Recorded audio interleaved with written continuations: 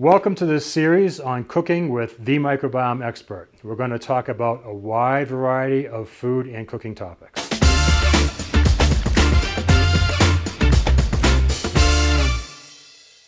So what are we looking at here? Well, we have carrot, which we know is high in pectin if we're going to look at this from a prebiotic standpoint, as well as your root vegetables. And we're also looking at a number of very low problematic vegetables here.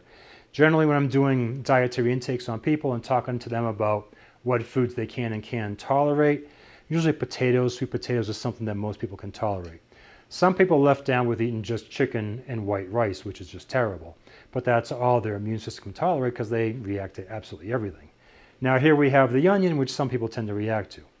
They're not reacting to actually the proteins in the onion. What's going on is the inulin is fermenting inside, and so usually they're getting some type of bloating response.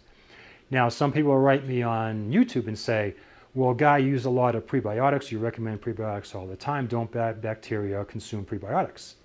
And I talk about in my videos. And yes, they do.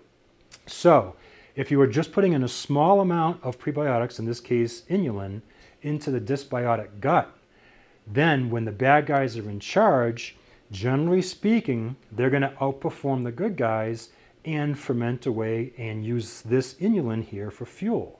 And so that's why when you're just consuming a little bit of prebiotics, and this happens in trials as well, there are a number of clinical trial failures where just a small dose of prebiotics was used and only one prebiotic at that.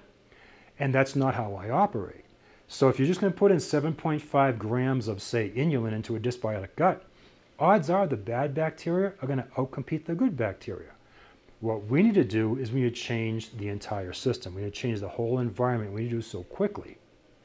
In addition to that, I've been talking to people for many, many years, and I've heard this a million times. They'll tell me, and this is what we're talking about. We're talking about eating healthy here. They'll tell me, but Guy, I eat healthy and I still can't get better. I've changed my diets. I've tried this supplement. I tried this drug, and I eat as healthy as I can, and I still can't get better. And I'm still reacting to more and more foods. And I've heard this, like I said, a million times, and I believe every word they say.